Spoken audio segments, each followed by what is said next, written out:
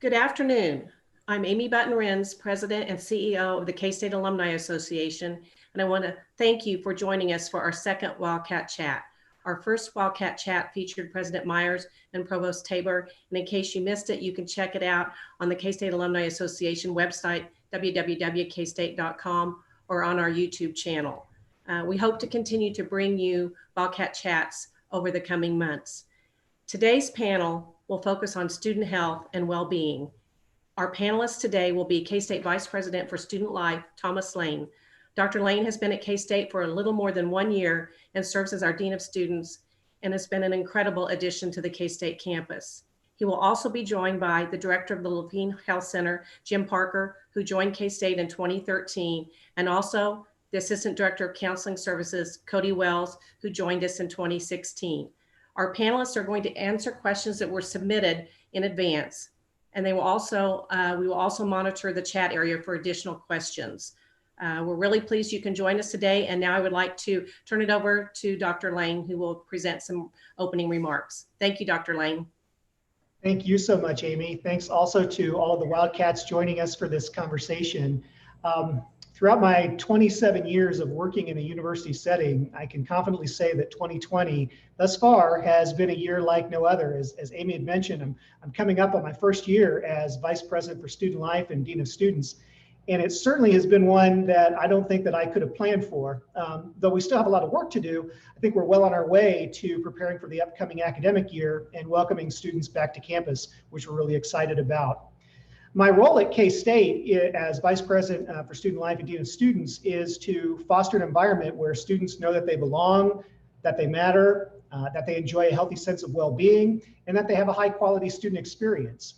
The 17 departments that make up student life include places where we build a sense of K-State community, such as housing and dining, the student union, diversity and multicultural student affairs. Also includes programs and resources for our personal and career well-being for students, such as counseling services, Lafene Health Center, recreational services, PowerCap Financial, and the Career Center. And then our division is also home to several supports resources for students, such as the Office of Student Life, Cat's Cupboard Food Pantry, and Parents and Family Programming. So as you might imagine, COVID-19 has significantly impacted all of our student life areas. We've had to think differently about how we provide support in a remote environment this past spring and over this summer, how we prepare for a fall semester that's going to be unlike any that we've known. But while that upcoming semester may be different than past fall semesters, I think what hasn't changed is our excitement to have students back on campus and also our dedication to providing a high quality K-State student experience. Our conversation today is going to be focused on health and well-being, and I'm really fortunate to work with two colleagues who are deeply committed to meeting the physical and the emotional well-being and the overall well-being of our students. Jim Parker, who oversees our Lafene Health Center, and Kodee Wells, who is one of our lead clinicians at Counseling Services. But before we visit with Jim and Kodee, I know that there's lots of questions that were submitted about what's probably one of the most basic well-being needs for our students, and that's where are they going to live and where are they going to eat. And so I want to talk about housing and dining. Housing and dining, our residence halls and our dining centers and Jardine apartments will be open for the fall 2020 semester. We're incorporating several extra health and safety measures. Students will still have the choice to live with their selected roommate or suite mates. That was something that came through loud and clear when we asked students about whether they desired to be with a roommate. And that's probably also connected to well-being needs. And so we are honoring those requests. What we're doing, though, is we're spreading out those rooms throughout our traditional residence hall system. And so we're trying to de-densify our housing that we have in our housing system. And so we're trying to get to a goal of 4 students to 1 bathroom fixture. And so that's required some moving of rooms, of people who've already selected their rooms. And so our students are going through a process right now, starting on Wednesday and is going until Friday, to select a different room. They'll have the option of selecting a different room if they were impacted by that de-densification. It impacted about 1,200 of our over 3,000 residents. So a good amount, but they're working through that process. Our housing and dining staff are doing a great job in assisting students who are making those room changes. We have flexible housing plans still available. The health and safety measures that we are taking in housing and dining include, like I said, reduced housing density. We're staggering the move-in schedule. So move-in won't look like it has before in the past, kind of condensed in those few days. We're spreading that out over a number of days to help ensure social distancing. So that will be an unassisted move-in, so it'll look a little different. Move-in times will be available from Sunday, August 9th to Saturday, August 15th. There'll be additional conduct standards for our residents in terms of the wearing of masks in common areas and in our dining centers. We're modifying our dining center operations to make sure that that's inclusive of social distancing. We'll have enhanced sanitation and cleaning in residence halls in our dining centers and in other shared spaces. So for dining, we'll have 2 meal plans that we are offering our students. It's a 14 meal plan and a 20 meal plan. The first meal that's going to be part of the dining contract will be on Monday, August 10th. And as I said before, face coverings will be required in our dining centers and in the residence hall common spaces. There'll likely be staggered seating times as we try to seat all the folks that we can in a safe social distance manner in our dining center and in adjacent areas close to the dining center. Students will be able to use many of our retail food areas in the Union and other places on campus with their meal plan, and there'll also be pop-up meals as well too. We'll be using both Kramer Dining Center and Derby Dining Center for our dining options. And so our Jardine leases will begin August 1st. And if there's a need that a student has to move in earlier than August 1st, I would encourage them to call our housing and dining services. If there's other questions about housing and dining, happy to answer those as they come up in the chat. But I think what I'll do now is turn to Jim and Kodee to talk a little bit about our mental and physical health for our students and how the counseling services and how Lafene are planning on meeting those needs. So Jim, I think I'll start with you. What are the priorities for Lafene Health Center during the pandemic? Thanks, Dr. Lane, and good afternoon, everyone. Really, our objectives and our main priorities that we're implementing now during the time are really very not too dissimilar from what we always focus on during a regular semester here at Lafene, and I think also at counseling. So I think Dr. Lane had mentioned that we are concerned about the overall well-being, and we at Lafene Health Center take a holistic approach to this. Which means we're looking at all different elements and how they interact so that we can help our students be all that they can be and achieve what they want to when they're here on campus, and actually also help them provide education and tools that they can carry on after they leave K-State, and so they'll have fond memories of us as well. So we're concerned about the well-being. You know, I think another element that is worth stating as a priority is we are concerned about the safety and health of our students. And that's also an area that's tied into mental health. And so we are also making ourselves available. We've been open our regular hours basically during the pandemic and have seen a number of folks come through both Lafene and counseling services. And with respect to counseling services, we kind of did a Herculean task of making ourselves available via remote through a secure web links that enable us to have some interaction face-to-face with students, albeit at a distance, for their mental health needs. So those are a couple of the priorities that we've had. Thanks, Jim. I noticed that in the chat that we have a question of, will there be hand sanitizer outside common areas like classrooms and dining halls? Yes, we are making plans for that. And we'll also be providing welcome kits to all of our incoming students. Those welcome kits will include hand sanitizer. They'll include a face covering. They'll include a thermometer. Jim might talk a little bit about that as we talk about one of our initiatives that we're very excited about, the Every Wildcat a Wellcat initiative, which we'll talk about here in just a little bit. Kodee, I'm going to ask you a question. What resources will counseling services have available to students in the upcoming year? Thank you so much, Dr. Lane. And I do want to reiterate my appreciation for folks joining us tonight. I know that sort of this is one of those dynamic opportunities we've been presented with as a result of this pandemic, and I really look forward to these sort of opportunities happening in the future. So in terms of resources that counseling services have available, they actually haven't changed too substantially in terms of the amount of what we can offer. So as Jim mentioned, we continue to offer free confidential services to all currently enrolled K-State students who've paid the privilege fee, and to meet the needs of as many students as possible, because some of you who are alumni may be aware that in the past we had a fee structure for our services, but that's changed, yay. But because of that, we have moved to session limits. So students have 8 individual therapy sessions per semester. And that ends up being roughly 24 individual sessions in a year. But one thing that hasn't changed is our group therapy, workshops, and our drop-in mindfulness opportunities are free and unlimited. So folks can come in and meet their needs in a more communal sort of way. Now, with the pandemic and having to be mindful of how many people we have in these spaces, as Jim had mentioned, we do offer teletherapy through a HIPAA compliant Zoom platform, which means that it maintains that confidentiality and private information that students would be sharing with our clinicians.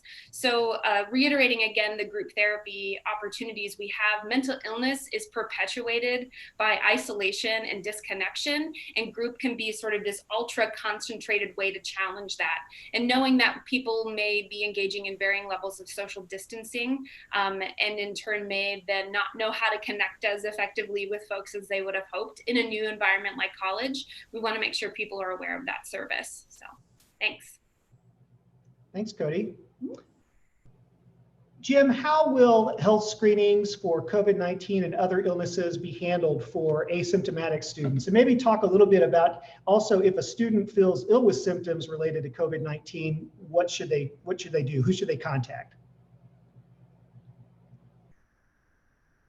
You're on mute, Jim.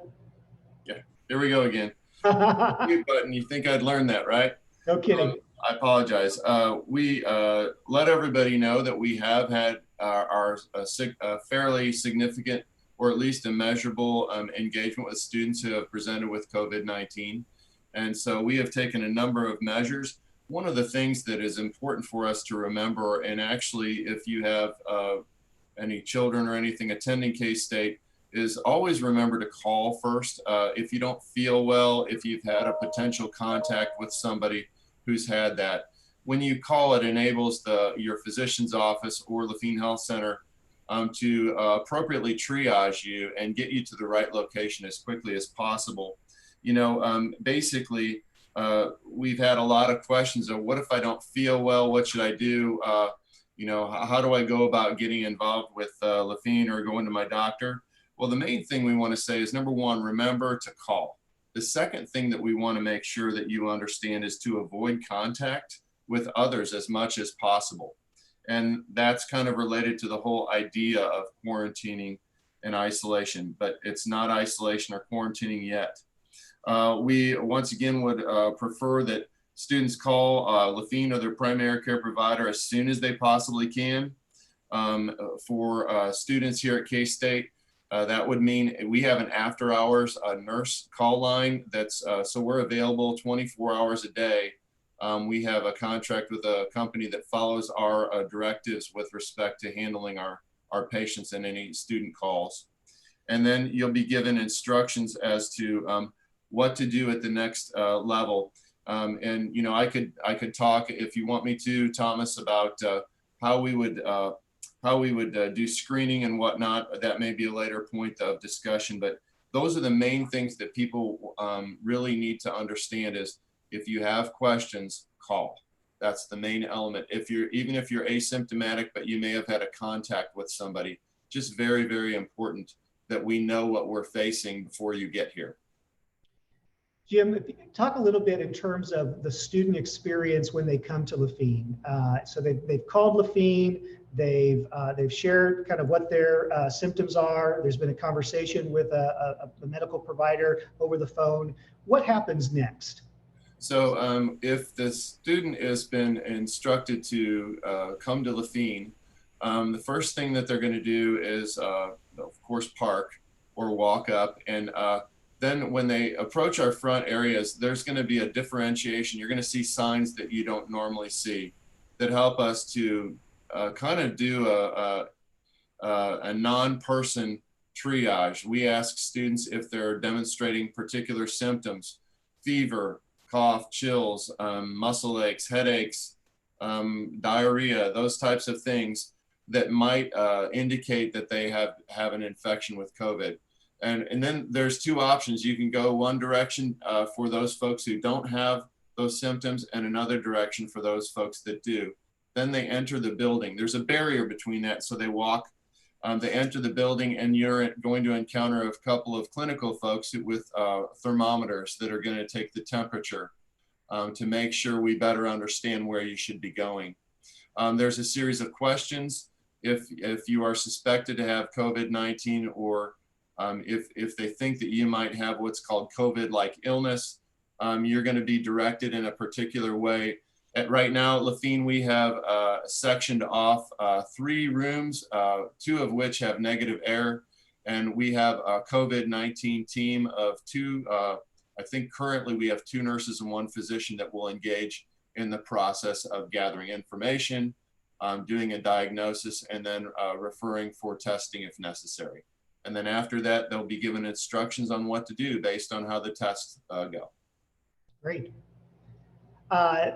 There is a question about if someone does have COVID-19, will everyone who is in class with someone who tested positive be required to quarantine for 2 weeks? I think the answer to that right now would be it depends on that close contact. So for example, we're actually working to set up our classrooms so that it's set up, the students are socially distanced from each other. So they would be 6 foot from each other. And so when you think about a classroom size, not everyone in the class would need to be quarantined if there was indeed a COVID-19 positive case for a student who was in that class. It's going to depend upon whether or not there was a close contact identified with a student. So contact tracing is going to be a really important part of our strategy in terms of working through the fall semester.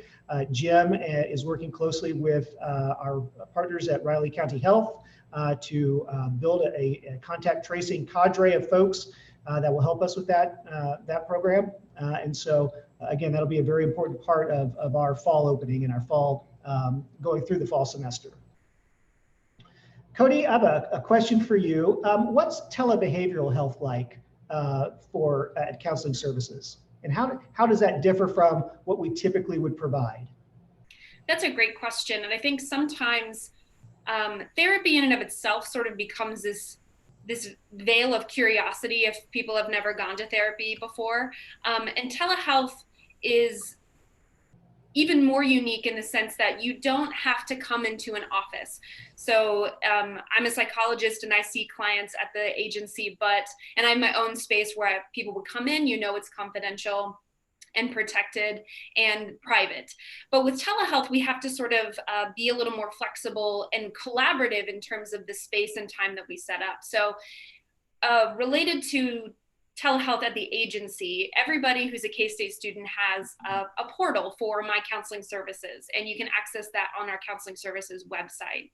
And once you go into there, you actually can access a link to meet with your therapist for an appointment, and everything is virtual.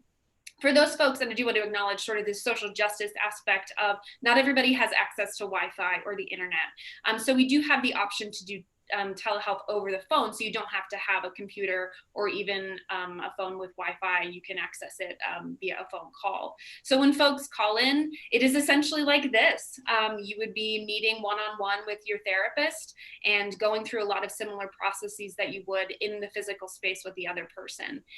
It is sometimes challenging and awkward at first if you've done therapy face-to-face in the past, but it certainly has opened up opened up a wider opportunity to meet the needs of a variety of students who maybe wouldn't have had their needs met in the past, or maybe didn't know how to walk into the building or didn't feel comfortable or worried about people seeing them. So there can be that level of safety that they didn't have before. Thanks, Kodee. One of the questions from the chat is, will there be quarantine site for students living off campus to include those living in Greek housing? So the question is, will there be a quarantine site that's been established by the university for off-campus students? Right now, the quarantine sites that we have identified are Van Zyl Hall and a building in Jardine Apartments that can currently isolate and quarantine our on-campus population. We are in conversations with Riley County Health Department in regards to off-campus student, our off-campus student population. We are also looking at, again, talking with Riley County Health Department in additional quarantine and isolation sites, but a lot of that's going to be on an individual case basis, because it could be very well that a student could, who's living off campus, be able to quarantine in their apartment. We've had several students who are currently doing that right now. Jim is, or had done it since the spring semester began. Jim, you want to talk a little bit about that? Yeah, one of the differentiations that we've been involved with here is understanding the difference between isolation and quarantine. And quarantine is an element that basically you're staying away from people as much as possible. You should try to stay at home. You want to avoid large public areas. You want to make sure that you're not risking infecting somebody else if you would happen to have the virus. Isolation is a bit different. Isolation is what's happening after you come back with a positive COVID-19 test, or you may, well, actually that's the only situation, but it basically, isolation is much more restrictive. You really shouldn't, you shouldn't be going out. You shouldn't be going out getting food. Under quarantine, as I understand CDC requirements, essentially, if there's no one around, you can take a walk. You can get out, get a little sun. It's always good to get some sun if you have the availability to do that. But in our circumstances, we've had a number of scenarios where we have both isolation and quarantine that we're managing. The contact tracing and the management of those students that we've had to deal with so far has been predominantly handled by Lafene Health Center in cooperation with our local health department here in Riley County. And so we would expect that, you know, when students return back, there's going to continue to be some element of COVID interference with our life. But we're just going to make sure we're giving information, encouraging students to do the right thing if they're supposed to quarantine, and then checking up on them on a regular basis, whether quarantine or isolation. And of course, students always have the option to return to their permanent home as well too, as part of those options for quarantine or isolation. That's correct. Kodee, question for you. What services will be available to students who have been directly impacted by COVID-19? So for example, you know, if there's grief due to a loss of a family member or hospitalization of a family member, anxiety that might be increased due to heightened vigilance to avoid contracting COVID-19. Talk to me a little bit about that. Yeah, so obviously we still have our individual therapy options, but I do want to highlight again 3 groups that could be really meaningful for students impacted by this unique experience. And the first one relates to coping through connection. And this was a group we specifically developed for folks who were negatively impacted by the increase in social isolation that they experienced. And the other reality too is sometimes you're in a space, you're coming back to a space where maybe it's invalidating or it's less helpful to your overall well-being. So coping through connection is a really great option. In terms of grief and loss, so this is a reality, this virus is killing people, and those deaths are going to impact us in very different ways. For folks who have specifically had someone die, and this isn't just related to COVID, but it is applicable here, we offer Living with Loss, and that's a group that's exactly what you would think. It's a support space for folks who have had people, loved ones, important people in their life die. And then we also have a couple other groups called Taming Your Anxious Mind, which I'm going to guess you can imagine what the focus of that is.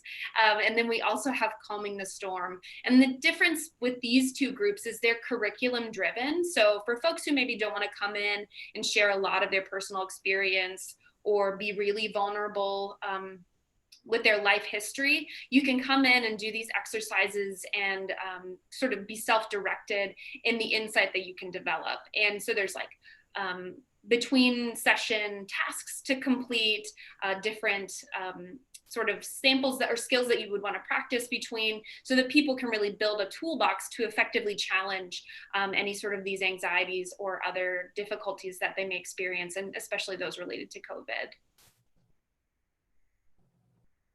Thanks, Kodee.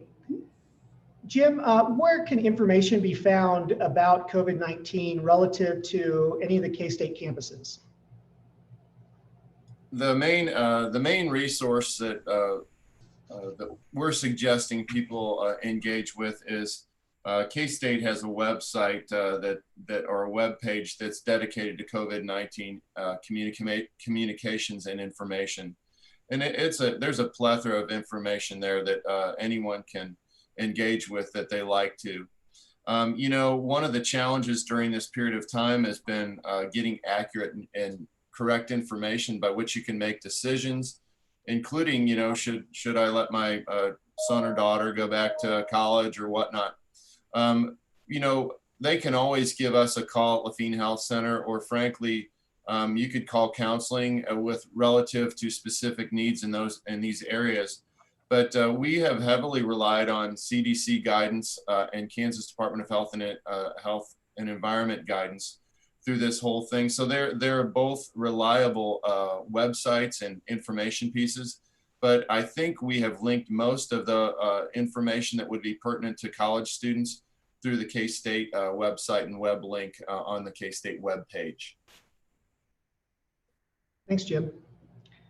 Kodee, what recommendations can counseling services offer to help students as they transition to college, and especially thinking about the different type of this different experience of transition than perhaps they might have thought they would have? Yeah, that's such a great question too. So one of the biggest things I think, and this is a conversation that I have with a lot of freshmen or first year students that I'm meeting with, or even folks who are transferring in from other institutions where maybe they were living at home, is the importance of establishing a routine. And in the event that something, or when at the end of the semester, when we maybe don't come back to campus, online activities can be structured the same way in-person activities can be structured. So those, you know, pretty simple but not unimportant skills of creating a schedule, mapping out your day, and then working to stick within that as much as possible can help alleviate a lot of the distress that can come from not fulfilling obligations.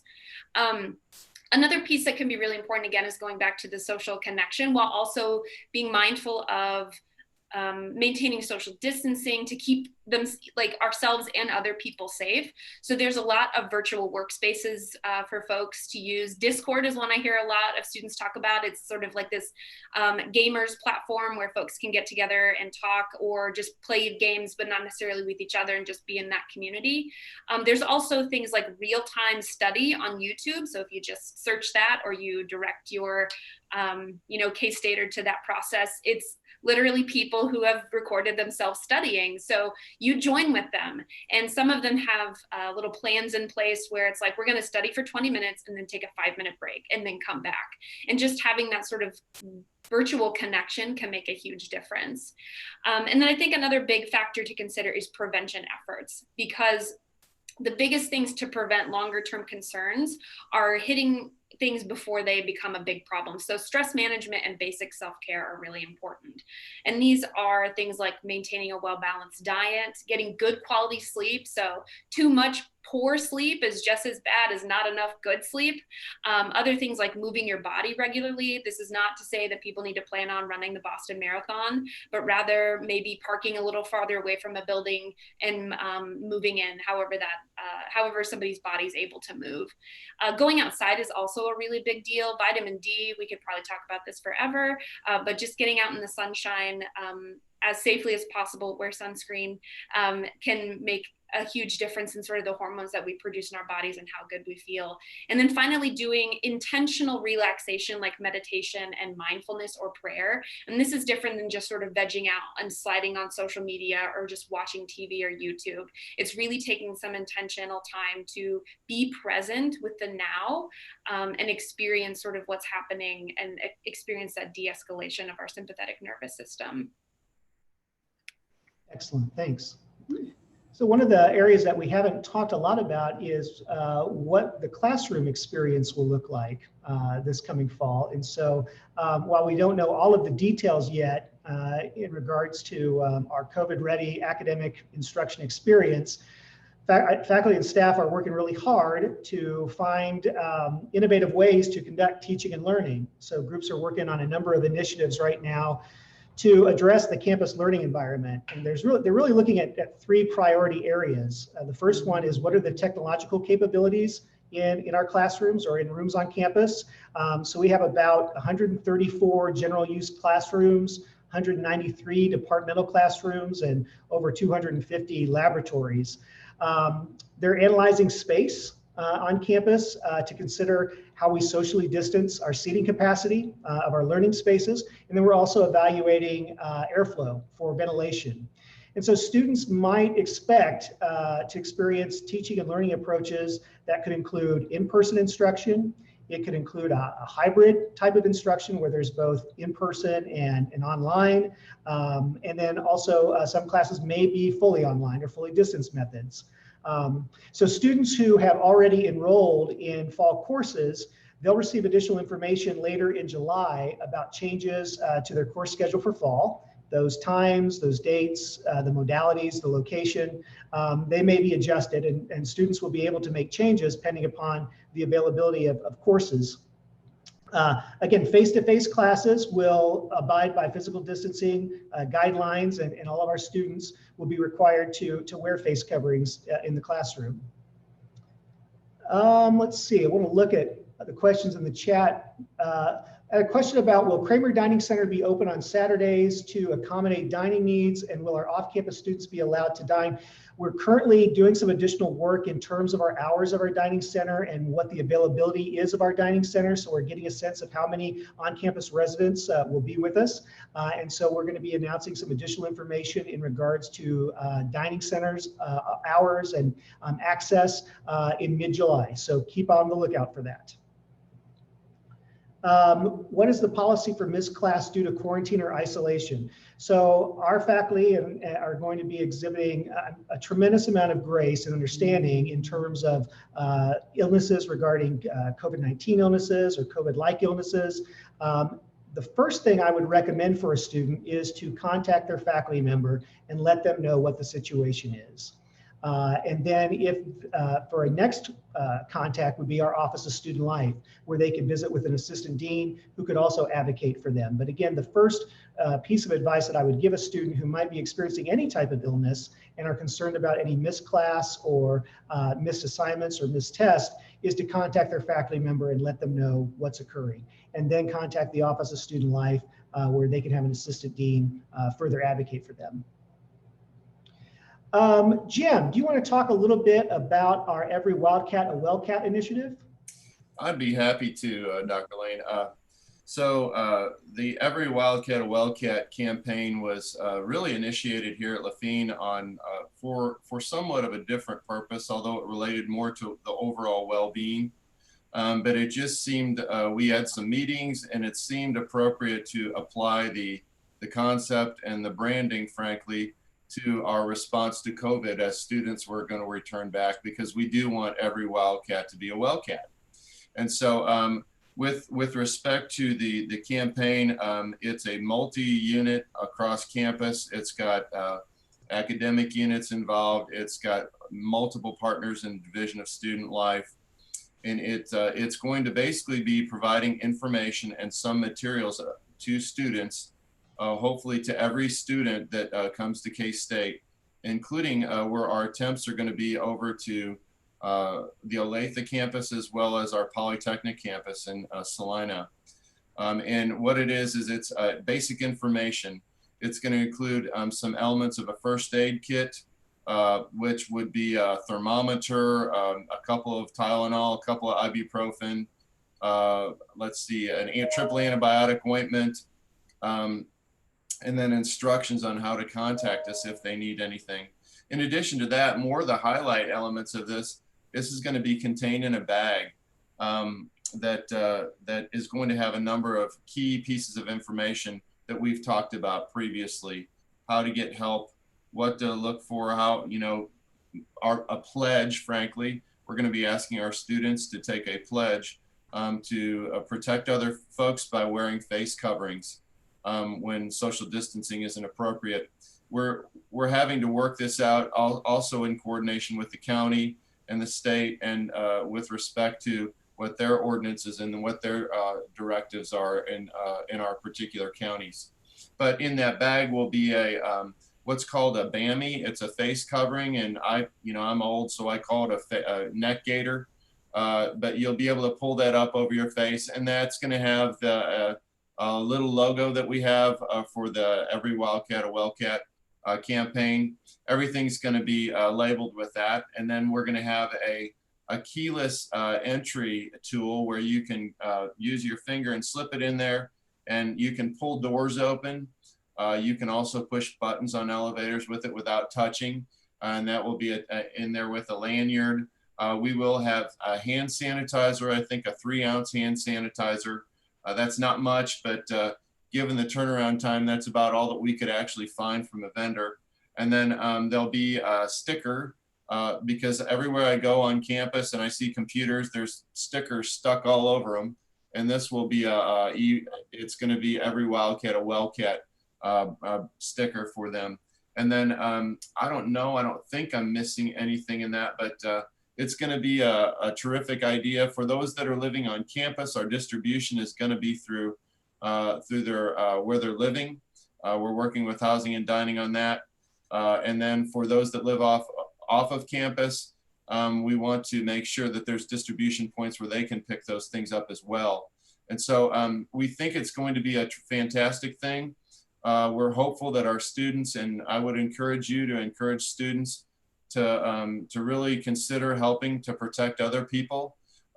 We realize that while there's case counts going up for students in 18 to 24 years old, the higher risk folks are going to be those with immunocompromised conditions, as well as folks really 50 and over faced an increased risk.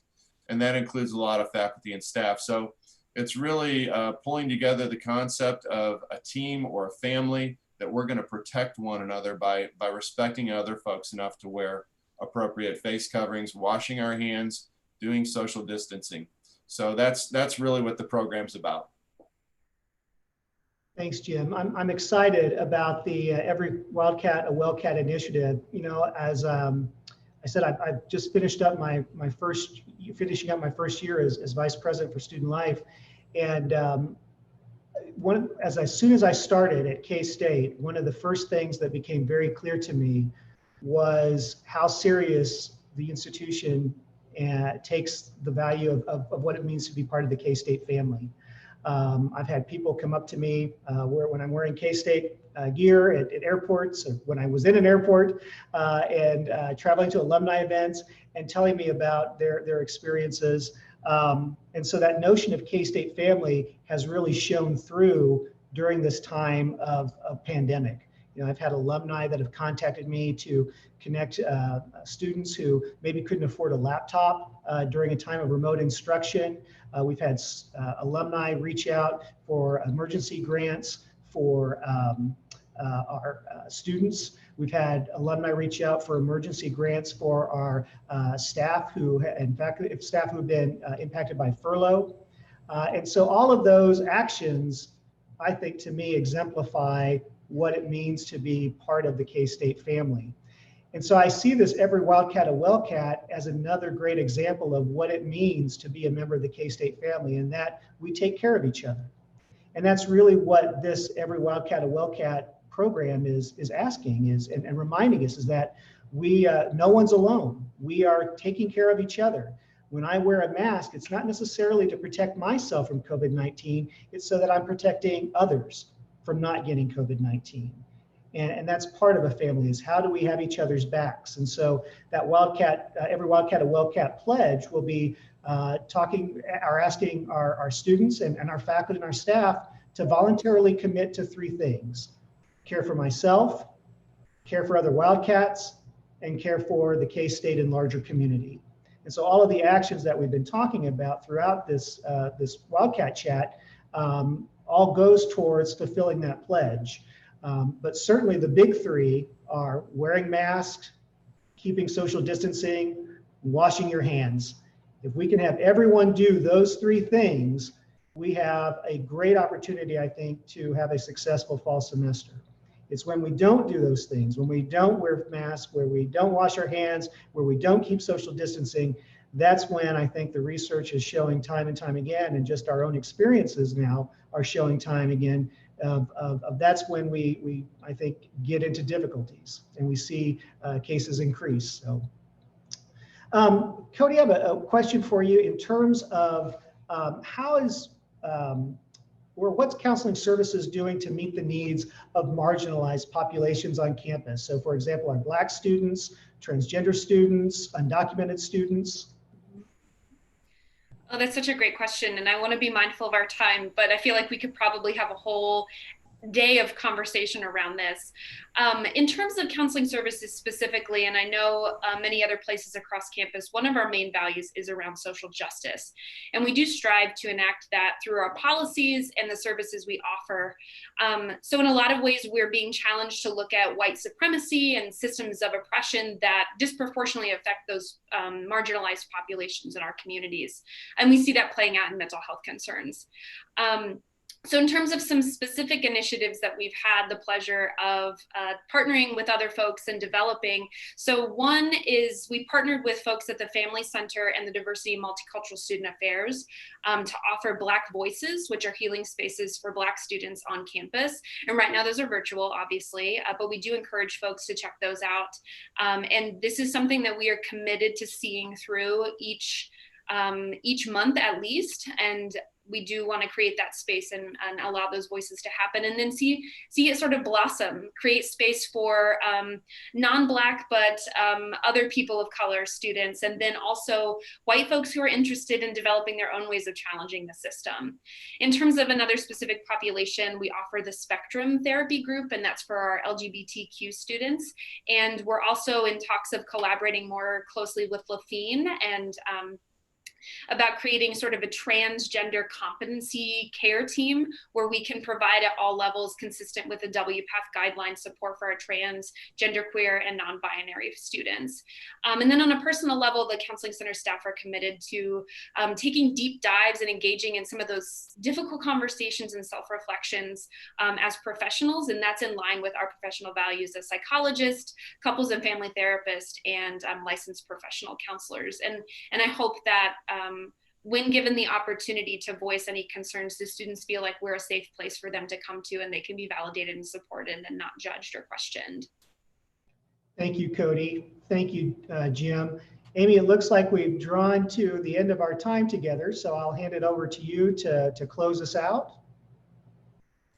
Thank you, Thomas. I really appreciate your leadership, and Jim and Kodee, thank you so much for everything that you are both doing to keep our students safe and well.